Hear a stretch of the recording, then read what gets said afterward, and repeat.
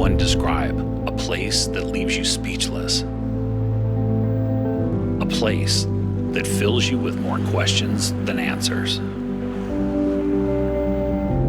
A place that makes you feel alive, revives your childlike curiosity, and inevitably creates a change in your perspective. Here lies a blank canvas where we paint the inconceivable into fruition, merging the lines between imagination and reality.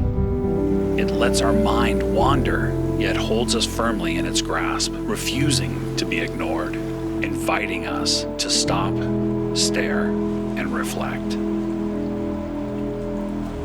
In this land of penguins, of seals, of whales, time comes to a halt, captivating us in a single beautiful moment, before pushing us onwards, urging us to take that leap of faith, those first steps towards the unfamiliar. As we venture into the unknown in pursuit of discoveries that lead us to a greater understanding of ourselves, we dwell upon this fragile beauty, this last great wilderness full of wonder and forever etched into our hearts and minds. This is the seventh continent, the frozen south. This is Antarctica.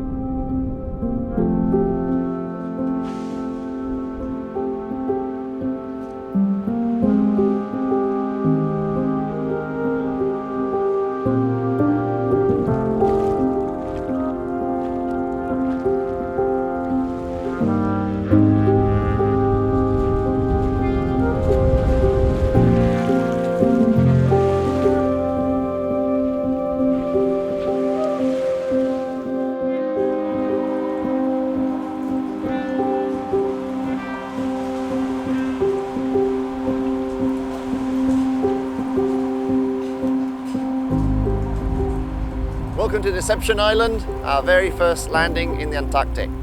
Behind me are the remains of the whale oil tanks left over from the industrial whaling era, which started here around the year 1905. The tanks here held about 7,000 tons of whale oil, which was eventually shipped to Europe, North America, and Asia. Deception Island has many tiers of history, from the very first people who came here in 1820 all the way to the present day tourism, which has opened up the Antarctic even further for you to come and visit.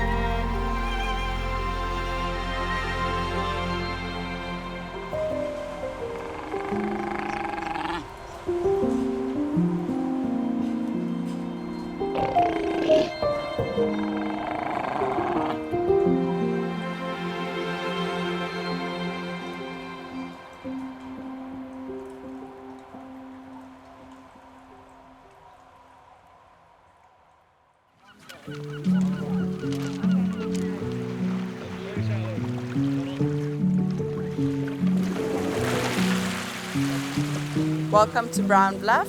This is the first continental landing in Antarctica on the tip of the peninsula up in the Antarctic Sound. We landed on a beautiful rocky beach and immediately we were welcomed with this wonderful face of this 2-year volcano. it's also the first site where we're on a penguin colony. We've got both Gentoo penguins and Adelie penguins.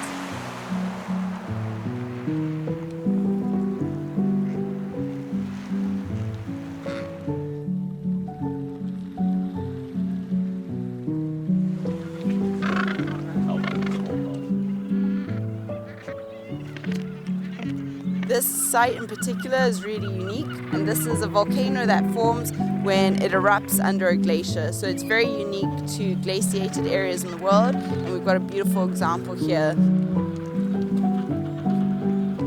In actual fact, the whole landscape of the Antarctic Peninsula is characterized by a series of different volcanic eruption events, and it makes for a really, really stunning and beautiful landscape.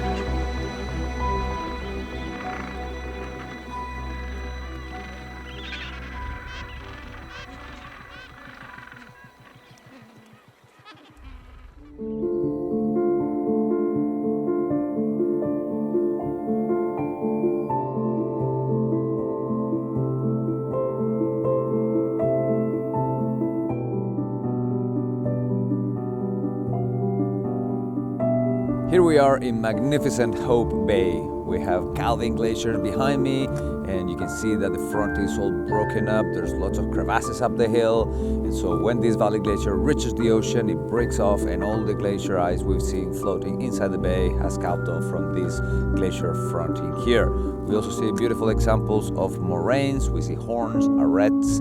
It is a lovely day in Hope Bay.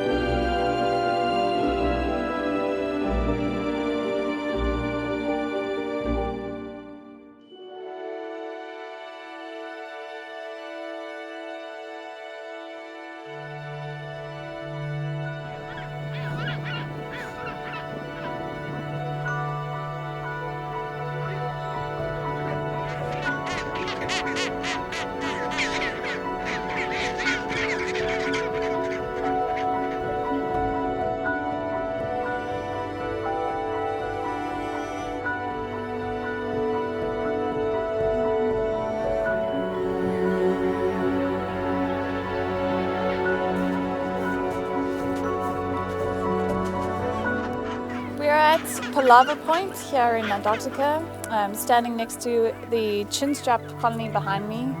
And Palava Point is actually named after the palaver, the fuss and the noise that these penguins make. At the moment they are on quite large chicks, or they have quite large chicks. They're probably about a month and a half old at the moment. Not quite ready to leave the nest yet or lose their down. The parents are still going out to sea to catch a lot of food and krill especially. You can see the color of the colony behind me. It's got that very pinky orange color from the krill that they're eating. And everyone here is just having a wonderful time, just taking it all in, enjoying the sounds and the sights and the smells. Fantastic to be here.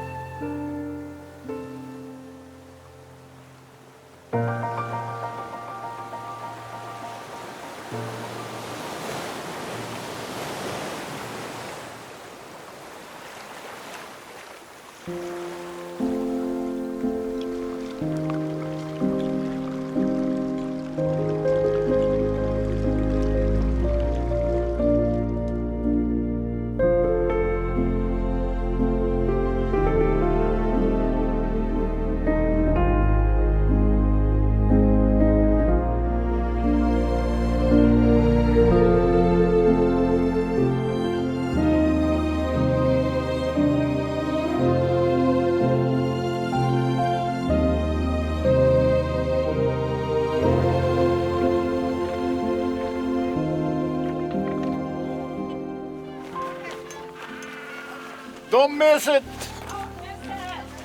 Antarctic hairgrass, the one and only. This is a real McCoy vascular plant. What does this mean? It means we got a root system. We have a vascular system. This guy has circulation of sap going up and down. Produces flowers, produces seeds, the whole enchilada. There's only 2 on the continent. And this is the most common one. This is the toughest plant by far. It's called the Antarctic hairgrass. It looks like my beard on a really bad hair day. Yeah. But you're watching the rainforest of Antarctica. You know, and if you weren't here talking about that, I would have walked right by. That's right. Like yeah, I was yeah, in yeah. Yosemite. Oh, big That's deal. why you It's need grass. nerds like me. Oh, that's awesome. All right. Well, Thank you. Thank you for sharing. coming Thank you for your to the enthusiasm. Botanical Gardens of Cooverville.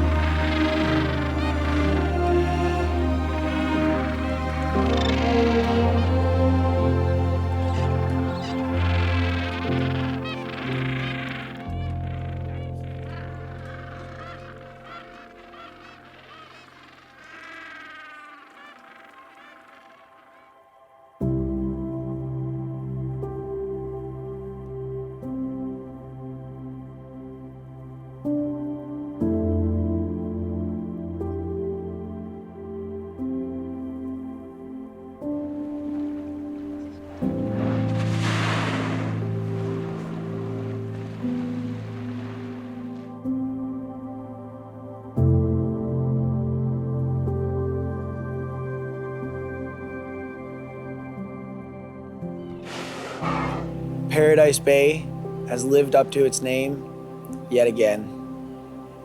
Here today, among this maze of monoliths, we had a fantastic opportunity to get up close to some of my favorite animals, the humpback whale.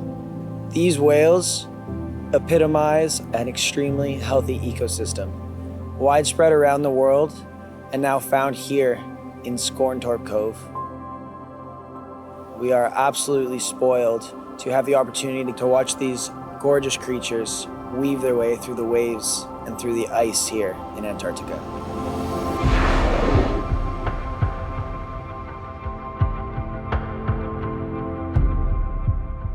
We had a fantastic afternoon kayaking, perfect conditions, not a breath of wind. And we were spoiled for choice with whales, tons of whales around, bubble net feeding around us, lunge feeding in close proximity. You can almost smell their breath.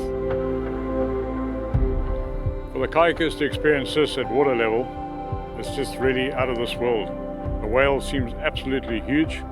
It comes up, you can hear the bubbles. As it bubble nets, we can actually hear the bubbles. And the flukes come out. When the whales swim under the kayaks, you get a wave that follows them, that dips the kayaks up and down. It's just really a special day we had here today.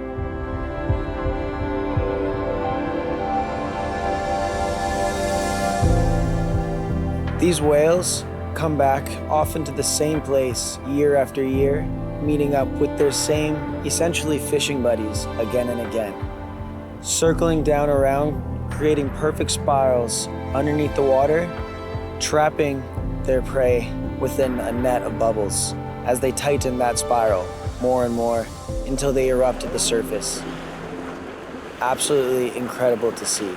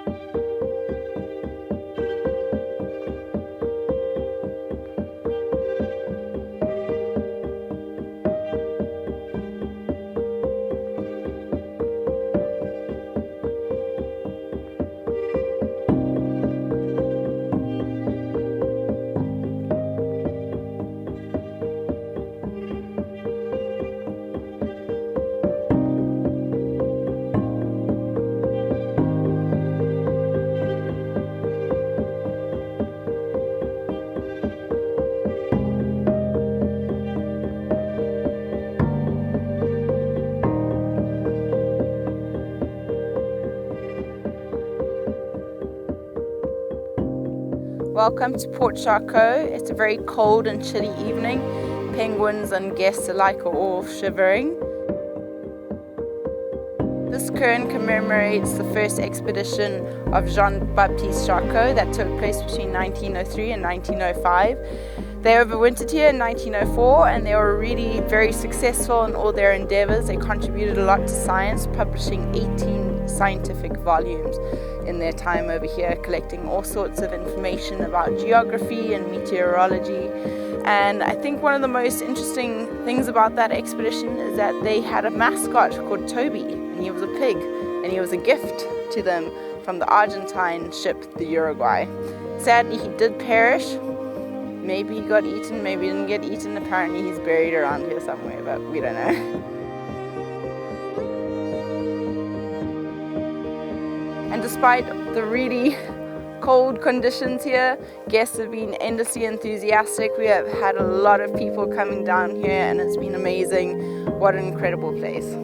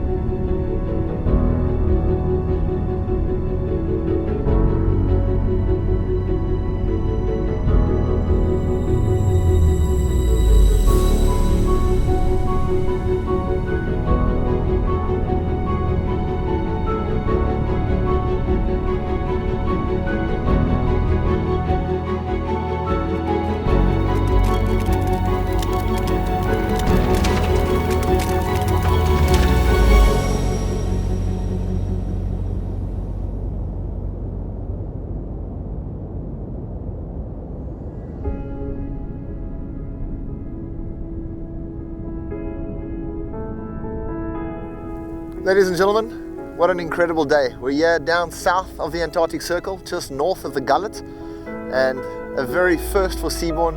We have both Seabourn Venture and Seabourn Pursuit down on the ice.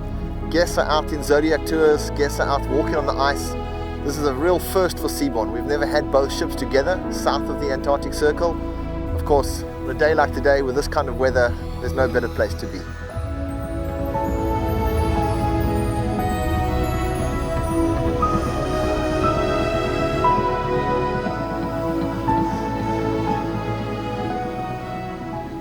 Throughout our voyage, we've had the chance to experience Antarctica to its fullest. From incredible wildlife sightings to magnificent scenery, we trust that you'll be taking home many wonderful memories. On behalf of myself, the captain, the expedition team, and the entire ship's company, we'd like to thank you for sailing with us, and we look forward to seeing you again soon on another Seabourn expedition. Bon voyage!